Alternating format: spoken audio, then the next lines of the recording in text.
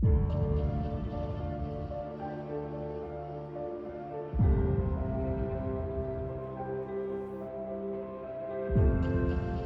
mga butanga, lami gyud kaayo itabang sa mga barangay.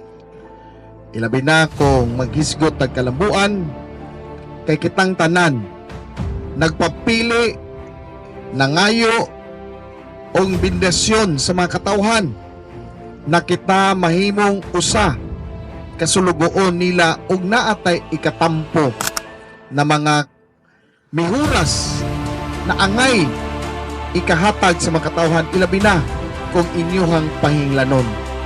Sa akong unang termino, nalipay ko na ay 23 ka mga barangay opisyales, 27 ka mga kapitan na may barog nato. Kaya ang akong pasyon na motabang para sa pagpalambo sa usak ka lugar na diin angay tabangan, anda mo dawat sa mga ayuda na ikahatag sa mga kongresman o gobernador na way duha sa pagdawat kay white tao na mudiktar na dili ipadawat.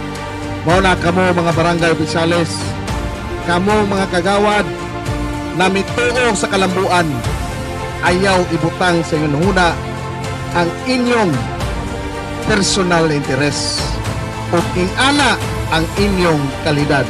Pangundang mo, nagpakauaw lang mo.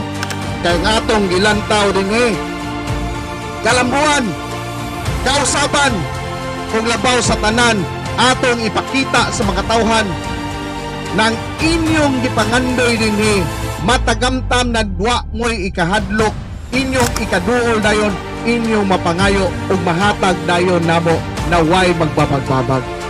Wa man tay laing tuyo og tumong kaayuhan kauswagan. Mauna nga awhagon ko kamo palihog sa kanunay kita magtinabangay, kita magsuportahay. Kay kung pareho tag tuyo, direksyon ug tinguha, dili ug dili ta masayo. Sa kanunay kita pabilin nga magtinabangay, magsuportahay again para makakuha ta og dugang nga mga kayuhan o kalambuan.